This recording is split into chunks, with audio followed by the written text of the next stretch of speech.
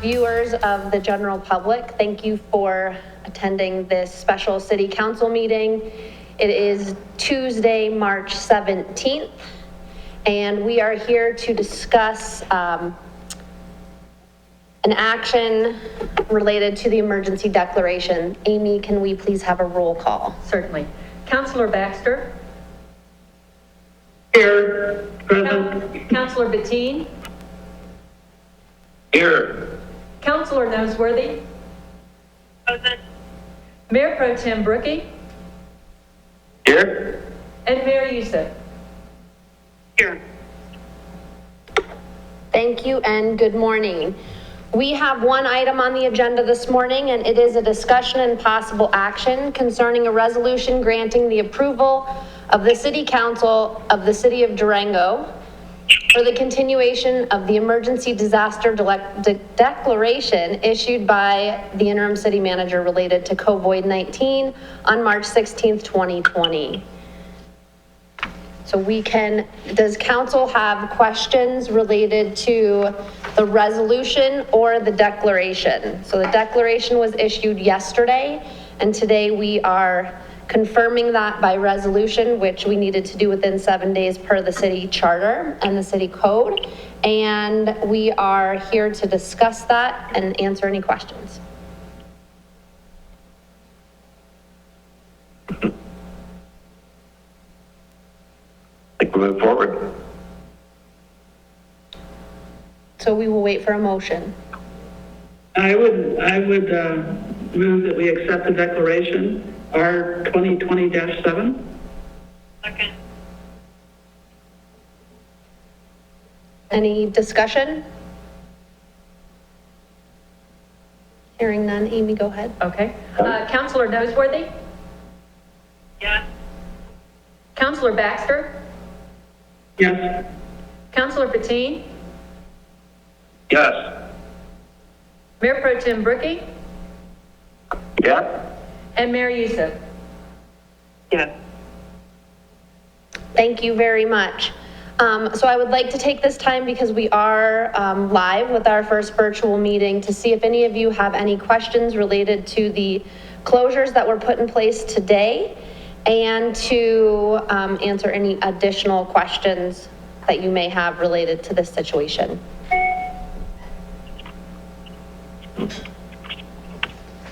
Amber, you. Well, I think I should note, everyone, I was wondering about policies for employees. I was a little concerned that we unfortunately had to do this without giving notice to some people. So I didn't know if we wanted to discuss that or not. I am not ready at this time to discuss any personnel related issues at this meeting. However, I will say that we are doing our best. This is an unfortunate situation.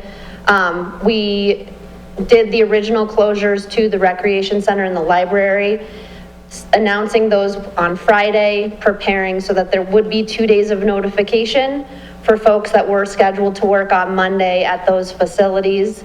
So that was our attempt in good faith to notify those employees in advance. And then yesterday, we are still fully functional, fully operational. We have deployed telecommuting options, and we are practicing social distancing. We have canceled all of our public meetings and are conducting business virtually at this point in time. There may be additional part-time and full-time staff in the future. We don't know what that looks like going forward, that may not be able to serve their job function as we move forward. So we are putting policies in place, and we're also looking at how we can take the needs of our employees the best, like make it as best as possible and as least painful as possible going forward. Melissa? Okay. Oh, sorry, go The ahead. other question I had was about at what point are we going to sit down and talk about what kind of event is this, and what's our going forward plan? So that continues to be a moving target. So I will do situational briefings to the council, and we will need to reconvene. I'm not ready to say exactly when we will be meeting. I had a call this morning with San Juan Basin Public Health, and we'll get on the phone with them after this with our multi-agency coordination meetings as well. So we're doing our best to make sure that we know what's going on, but in this situation, we are functioning as if there are active cases walking around and moving throughout our community. There, as you saw in the paper this morning, there are 20 test kits in our region right now. So if you can't test, you don't know the results, and we are going to take the precautions that we need to take to protect our community and slow the spread of the virus. I really appreciate that. I was more concerned, I'm not more concerned, but I'm interested in knowing when we would get together to discuss what plans as an organization the city is going to put in as to how bad we feel this might be and what kind of cutbacks, that we need to do a month from now, 3 months from now, 5 months from now, what that looks like. We are currently working on this, and as we get additional information and the most accurate information that we can get in terms of what this is going to look like for the U.S., for our state, and for our community, we are looking at a number of different options. So staff is continuing to look at all of that, and once we feel comfortable with information that we have, then we'll be happy to roll that out, but I'm not ready to do that today. Amber, Yes. I just received an email from the train. Yes. All excursions have been canceled until further notice. Fantastic. That was from Brenda. Great. So it is clear that our community is doing what it needs to do. So we would like to thank all of the businesses, community members, churches, nonprofits, all of our community partners and individuals who, it takes everyone. So every choice that you make in terms of where you're interacting and how you're interacting can definitely have a big impact on how we reduce the impacts of this. I would, yeah, go ahead, Melissa. I just wanted to suggest a process for how we go about doing this, since this is the video, this Zoom is new for all of us. I think we all have questions, quite a few questions. How do you propose we go through that, Amber? We can do this one of two ways, using the chat function, which I now Okay. have showing on my screen. If you use the chat function, I can read the question, say who it's from, and then respond. That might be the easiest. Okay. In the meantime, Dean, you have something? Go ahead. Dean? I had a question. Okay. I was just going to say, I agree with Kim, and that we do need to look at our long-term strategy, but I think it's simply unfolding too fast, and there's, to make any accurate predictions of any kind at this point in terms of what the impacts are going to be to our financial situation. But I think want to thank Melissa for reaching out to Mercy yesterday to talk about a drive-up testing facility. I think that's something simple that can be implemented. Obviously, if you don't have test kits, it's not appropriate. I hope is why Mercy's not yet implemented that technique. But if we can individually or as a council encourage our healthcare providers to provide that service to the citizens of Durango as quickly as possible, that really makes all the efforts, all the sacrifices everybody else is making fruitful once we get testing and understand how bad it is in our community, or isn't. So I think that's the quickest path to get out of this, is to understand the impact and actual cases in our community. That's going to revolve around testing. So I would encourage us to all to lobby those folks as quickly as possible to get that implemented and get test kits here. Thank you, Dean. I will definitely pass that along to San Juan Basin Public Health and our partners at the hospital. Probably through San Juan Basin Public Health, because we want to streamline our communications so there's a consistent message.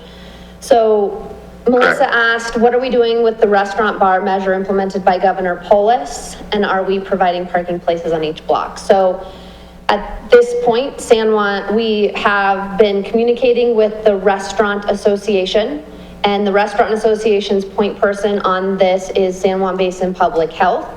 in partnership with them in an effort to coordinate the ability for restaurants to provide drive-up pickup services.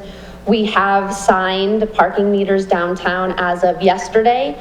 There are parking meters on each block face that have orange bags over them with a sign that says restaurant pickup only. This is free parking and it's to be used as a loading zone for takeout.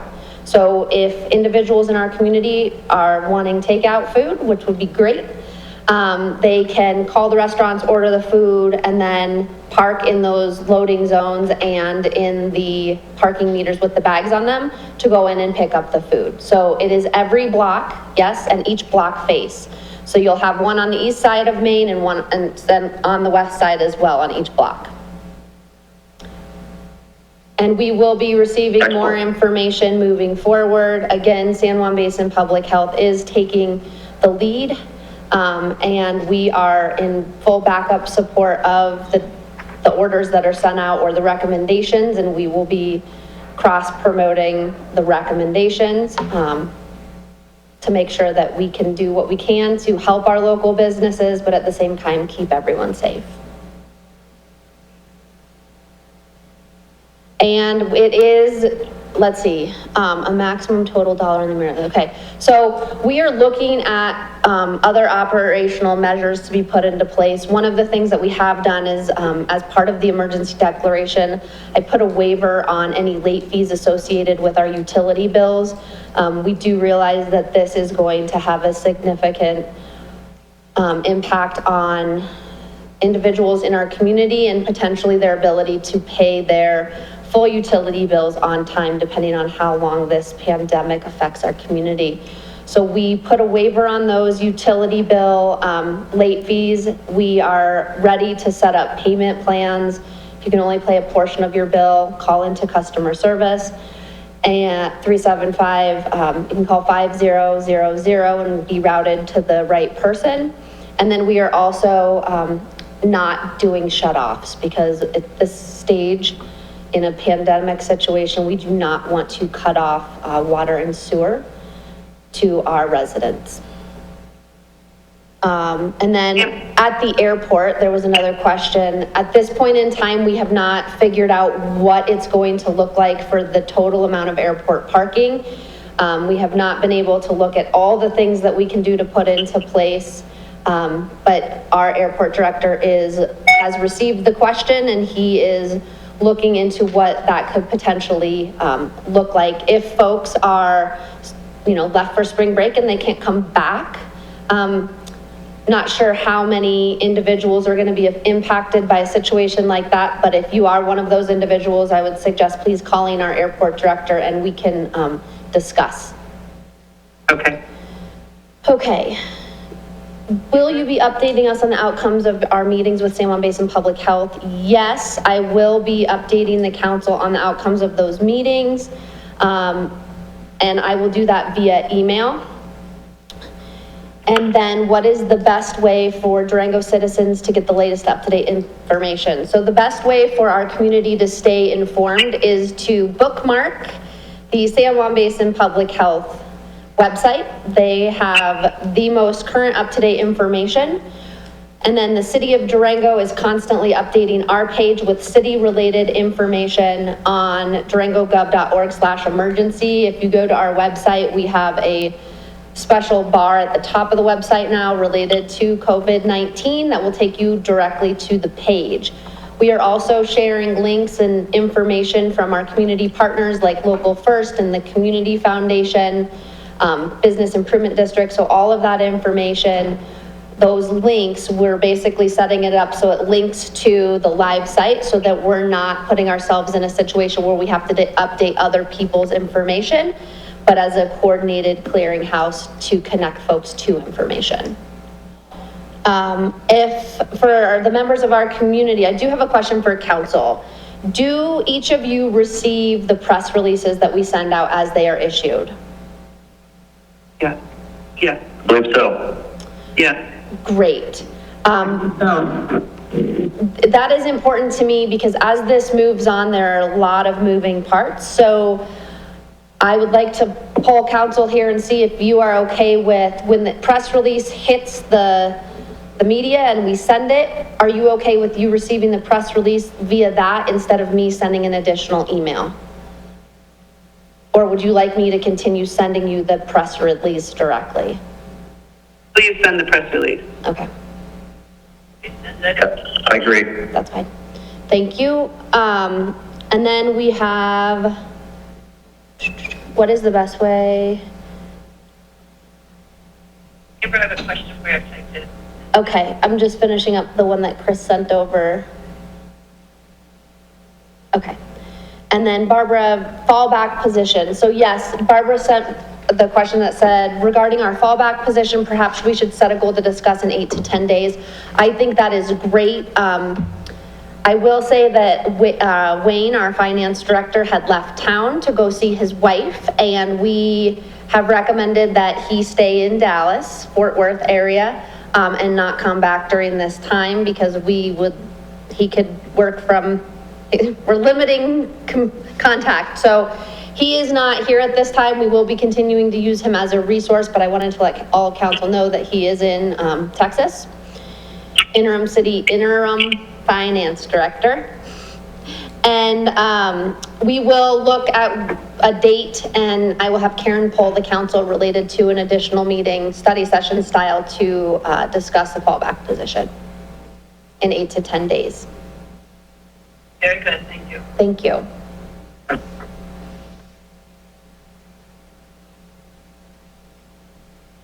Go ahead, Melissa. Thank you, Amber. I wanted to speak with you, Amber, and all of council regarding our communication outreach. I appreciate the efforts that you're doing online and with our press releases. I'm getting some feedback from residents in the community on social media and just directly to me that people really kind of want to hear from us you know, we don't. I'm trying to figure out how to best do that. I feel like there's a need to somehow be in front of the community and to communicate directly with our residents from our local leaders. Despite the fact that San Juan Basin Health is working clearly around the clock trying to coordinate all of these efforts, there's a sense of I think people are having a hard time not being able to see people directly. And I'm just wondering how we can address that because I'm concerned that it's only going to magnify as we continue to proceed. So we can set up a council connection for you? Yeah, I had talked to you about that, and I'd be very willing to do that. It feels like we need to get some type of communication about exactly what we're doing, where people can go, reassurance that we are addressing this every day, every hour, just communication. And so I wanted to share my concern. I am getting quite a bit of feedback that people feel they're wondering why they haven't heard from us yet. And I feel like we kind of need to get out there in some way. Melissa, are you thinking press release kind of thing? Is that where you're going, maybe? No, not necessarily. I'm actually thinking, a visual that could be passed along in some way, because our press releases are getting out there. I take every press release that I get and I send it out on my media channels, and I'm referring everyone to our city council, our Durango Gov website, which I think you guys have done a good job creating and maintaining. But it's more just the physical reassurance from our leaders in the community to our residents in some way. I know we don't have a TV channel, so that's difficult, but I think maybe Council Connection would possibly work if we could use that as an avenue. We can, go ahead, Barbara.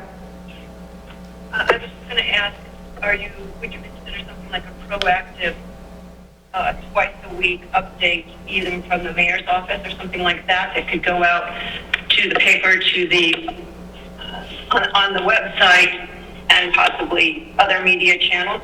Is that something that you're having in mind? I think something like that is needed, especially as we recognize that this could get much worse, and people are going to be isolated in their homes, and they're going to want to be able to tune into something, I think, like what is really happening, and see a face and hear a voice, and not just read a press release that says, go to this website, go to this website.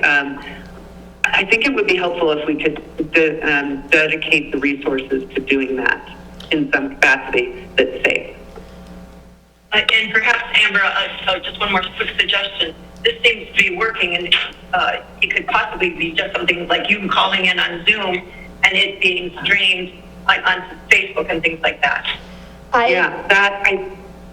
So I was Go ahead, going to say, we could definitely set up something like the Zoom meeting where we can do Facebook live stream. We can have folks that come on to that and then submit their questions, sort of like a virtual town hall meeting. So the first part of the meeting would be set up for an address that mentions where we are and what the status is, and then have the opportunity for individuals to submit questions during the meeting. That, I think, would be great. Doing it in a virtual setting like that, it would be real time. We could also set up an email box that we have folks that can submit questions that they have in advance, so that we could have individuals who maybe aren't able to attend the meeting, but if it's via Facebook Live and then on, let's say on DGov or some sort of format, we'll have to figure out the details, but we'll look into that and get back to council on what we can do. In just setting it up, Amber, I'm thinking, I appreciate the address part as well, and, being able to communicate to our residents about the active measures that we are proactively taking. I think we can suggest in that initial address that we will take questions and via which venue we might do that, and then from there continue with our addresses. I'm not, during this time of pandemic, I think we need, communication needs to be very accurate and precise, as you have done a very good job coordinating with San Juan Basin Health and the county. And I really appreciate the importance of doing that. We need to be careful, I think, about answering questions live, but I just more and more it's because we of course want to answer questions to the best of our ability, but it's more just being out there and being present for people who are isolated in their homes. And like Amber, Councilor Noseworthy is suggesting, perhaps considering doing that regularly, so that we can continue to answer questions as they come up. Yes, we can do that. We could do it sort of a press conference style where you give the address and then we have, folks can submit questions. If we have the accurate information, we can respond to those. If not, we know what people are wondering and we can see if we can go find the information for the next press conference.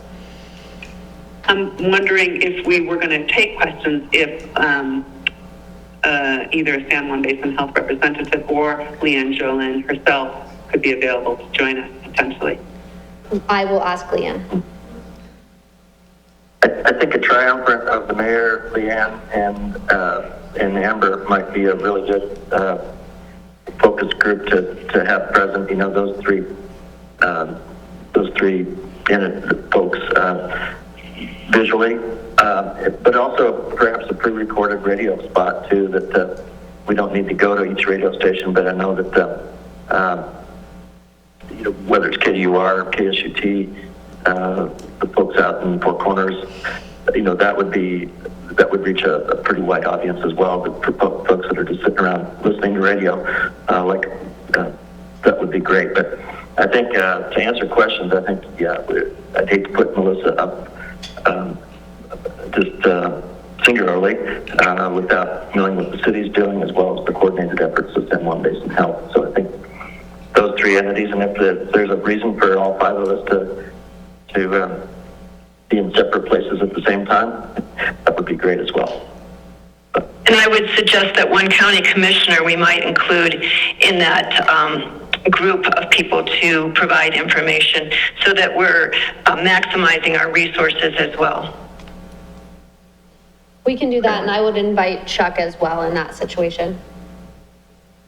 I just think it's I appreciate you being receptive to this. I think that I think this will help reassure our community, keep them informed and updated as it goes. I think it's really important that we proactively implement this really as quickly as we can and continue to adjust and make adjustments, but just getting the word out and communicating and passing it along as much as we can. I think they're all great ideas, and I agree.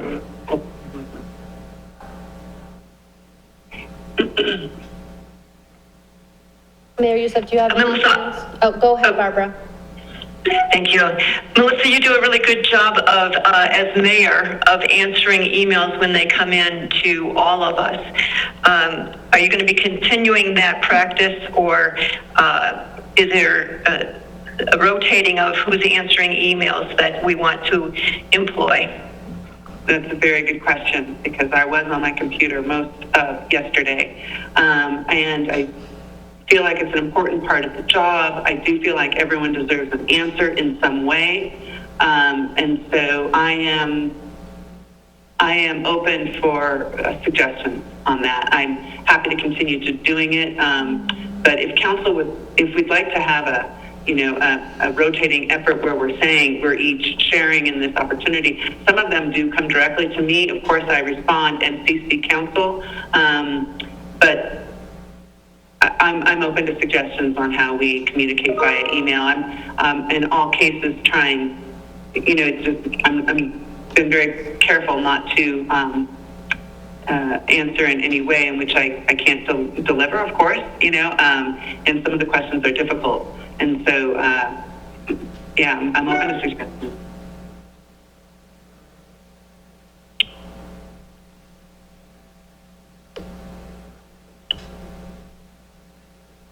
I have some thoughts on that. Certainly, I'm prepared to jump in, as I think all of us are, in some systematic format. I think that it is good not to be too sporadic about who and how we answer. So, if it is going to be on a rotational basis, I think it should be scheduled so that that person knows what's going, that it's their time effectively, and the public knows that why the mayor's, for example, not answering on a particular moment. But perhaps we can chat about that a little less publicly, but and think about it ourselves in terms of what our commitment could be to that effort. So I've thought about it in terms of that this thing goes on forever, and we have a change of council as well, and what kinds of things are going to need to be implemented as we move forward. So I think we'll all have our chance for sure. Yeah. I'm also, Melissa, happy to take some days of answering emails. It's just the volume seems to be increasing. Thank you. I really appreciate that, and I appreciate you recognizing it.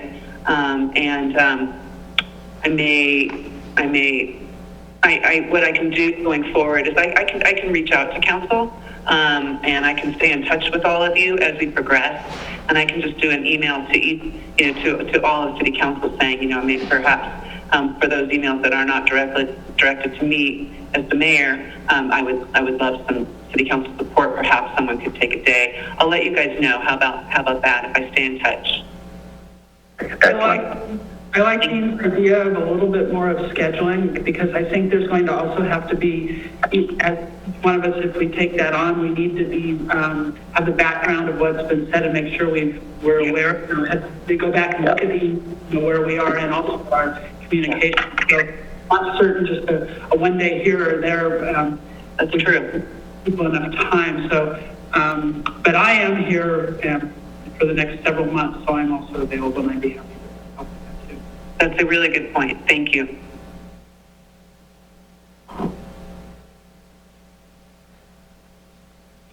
Okay.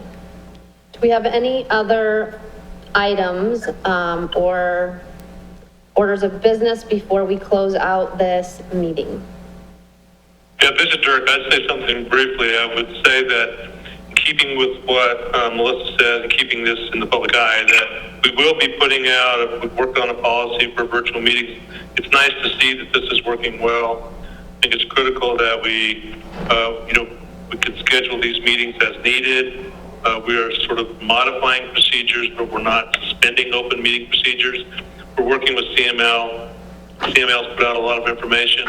Obviously, every municipality across the state's wrestling with how to deal with having meetings in a virtual world. Again, this seems to work quite well, and kudos to Victor and the IT guys for getting this set up, and women as well. This is great. So I just would caution that if we can keep, if we feel the need for a meeting, then let's set one up and have it. That way the public can also be involved. Again, Victor's going to stream this, and it's going to be repeated. So I think that's a good way to get information out to people as to what's going on. So we have questions about that. But I think we're working with Amber to finalize this policy. We'll get something out. But basically, as long as we can ensure that the public has the ability to see what's going on for actual public meetings, perhaps on April 7th, we will have to create a way for people to interact with that process. We'll work on that. It gives us a little time to get that set up. So appreciate patience, with that as we move forward. So, Dirk, just to clarify, are you suggesting that going forward we'd actually have a public session similar to when we're in council chambers and anyone could dial in and speak for 3 minutes? Well, or some way of maybe even emailing in questions. That we're working on that. And again, everyone's working on that. It's a technology thing as much as anything else. But perhaps I think if we're going to conduct what would be as close to a regular public meeting as possible, that we might have some feature whereby we could take some public input. Obviously, that could become overwhelming, and we need to talk about how that happens. Perhaps we allow people to ask questions via email in advance, and then answer them later, that sort of thing. All that's being worked out. So, again, I think that to the extent that you would have 200 people calling in, that would be obviously just logistically impossible to handle. So stand by for more on that. And I think this will unfold as we move forward. I think that the main thing that I'm concerned about is that the public can observe and hear what council's doing. That's important under the Open Meetings Law. So the public, the immediate feedback to public is, I think, again, we typically say in public input, we're not going to respond to you right now. So maybe an email function that allows people to ask questions, that then can be responded to later. I think that would function. And maybe that's the way to go. And I also confess that Amber and I have obviously been dashing here and there. We haven't spoken a lot about that. So that will be forthcoming, the detail.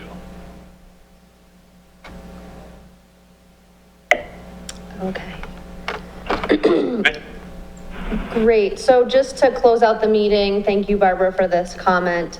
I'm going to reiterate what the city has put into place as of today, that we are going to waive late fees on all of the utility bills. If you are having a problem with paying your utility bill, please call the city's customer service at 970-375-5000, and we will direct you to the right person to set up a payment plan.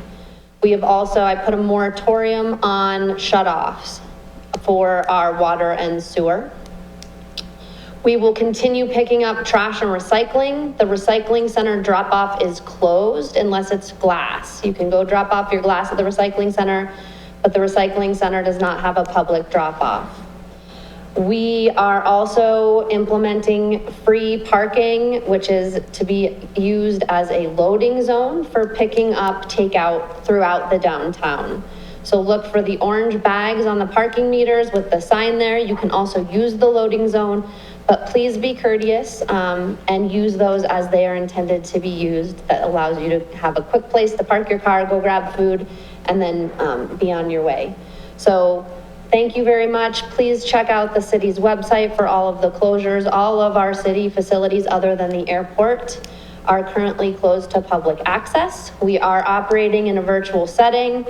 We are here, the phones will be answered, and we're continuing to run business and provide our essential services. The transit system is running. We are also we are accepting expired transit passes. So since we've closed the ticket window at the transit center, we are accepting, if your pass expires during this pandemic, we are continuing to accept those passes. We want to make sure people can get where they need to go. And again, to all of our community members, if you are sick, even if it feels just like the common cold, please stay home. Please do not ride the bus if you don't have to. And know that we are doing everything we can to slow the spread of this virus in our community. So thank you for your support, and thank you for tuning in, and thank you very much to all of our city council. Thank you, Amber, for all your effort.